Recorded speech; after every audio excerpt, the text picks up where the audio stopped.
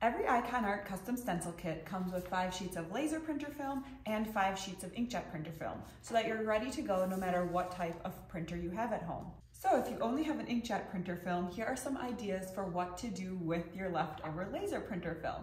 Of course, you can always just take your sheets of laser printer film along with your artwork to your local office supply store and they can just print right on there for you.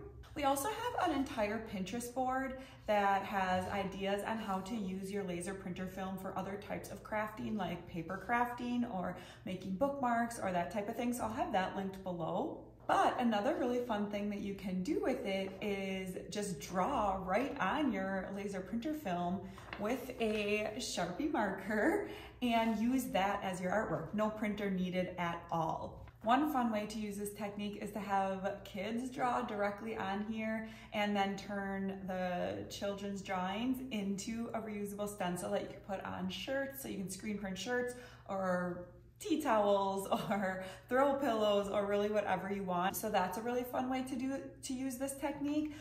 You can also just write a recipe, like a handwritten recipe with a Sharpie marker right on here, and I've seen that used as well. But today I'm just going to show you how to do a quick little custom message that I then added to this whiskey bottle as a last minute Father's Day gift, very last minute. But it's basically just showing you that technique of how to use a Sharpie marker on your laser printer film instead of using a printer. So let's go.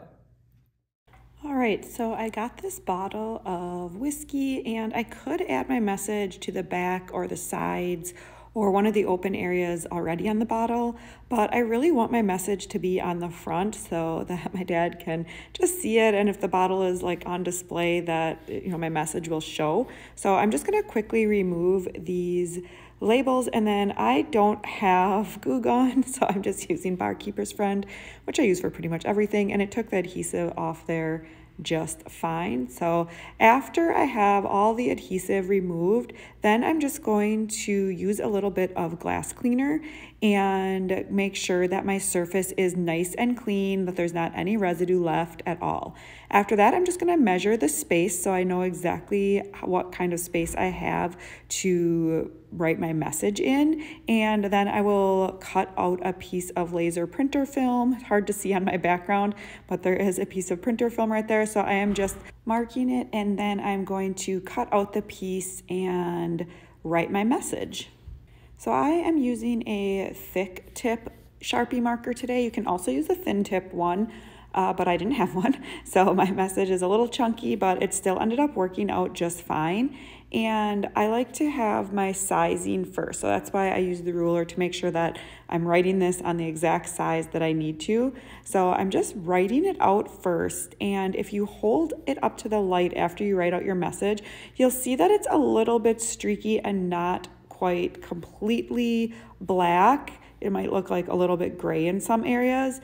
So after I write out my message one time, then I'm going to actually go over it again with the Sharpie marker so that it looks really nice and dark and black. So once that's done, I'm just going to put it on the bottle to make sure all the sizing is correct before I make my stencil, and this is looking good. I also just double checked the darkness, and that's looking good as well.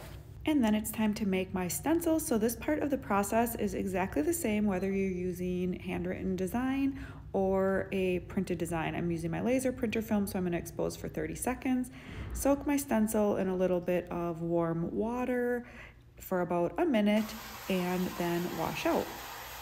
So as long as your artwork was nice and dark, washout really shouldn't take you that long, depending on how big your design is, of course. This one took me, I think, less than 30 seconds. So that looks great, love it. Let's just dry it. I just put it in my film dryer, or you can let it air dry, and then once it is completely dry, put it back under the light for 2 minutes to post-expose, and we're ready to go. So here are all the supplies that I'm going to be using for this project. I have my steel wool, my rub and buff, my Etchall, and of course my Ikonart stencil.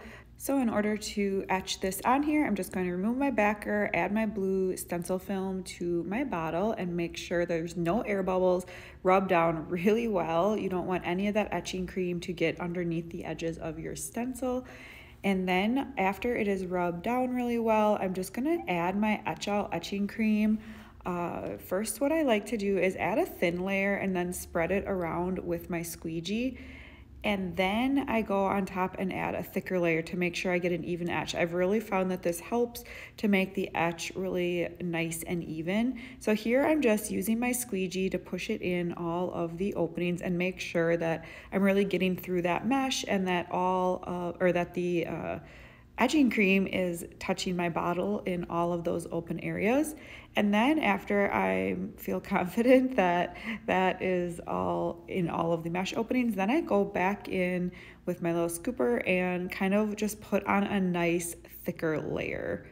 So everyone does this differently, but I've found that this method really works for me to get that nice even etch.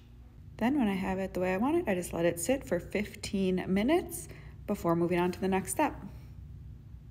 All right, so this has been sitting for 15 minutes. So now what I do is scrape off all of the excess etching cream and just put it right back in the bottle. That is all reusable, so you don't have to waste any. And then after it's all scraped off, I just take a paper towel. Here I'm using cotton rounds because that's just what I had on hand.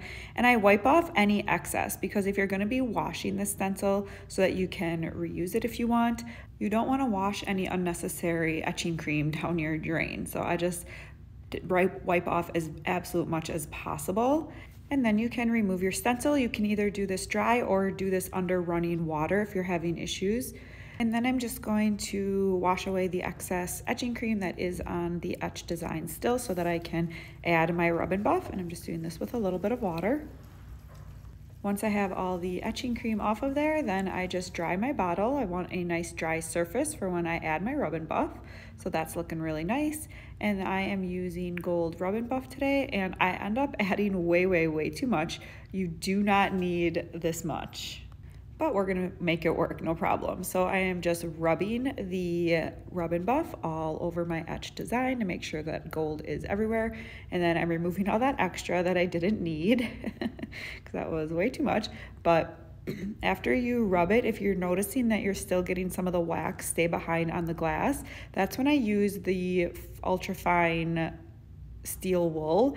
And if you just gently rub that over your design, it will remove the excess rub and buff from the glass, but leave it on your etch design. So that's a really great tip if you're using rub and buff. Rub and buff is a wax product. It's not permanent coloring, so this can't be like go through the dishwasher or anything like that. It will melt off or come off eventually.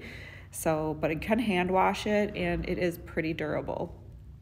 This is looking so nice. He's gonna love this. All right, so that was really easy to do. I love how it turned out. The gold rub and buff really does make that etched glass pop and looks really custom. I think this is a really cool technique to turn your own drawings or handwriting into reusable stencils to be used in a wide variety of ways. And of course, I know my dad is going to love it. If you liked this video about turning your handwriting into a reusable stencil, check out this video right here where I talk about how to turn an existing recipe into a stencil. My name is Fawn, and I share tips and tricks on how to make and use Ikonart stencils. So if you want to see more videos like this, make sure to hit that subscribe button and click the notification bell so you get notified every time we upload.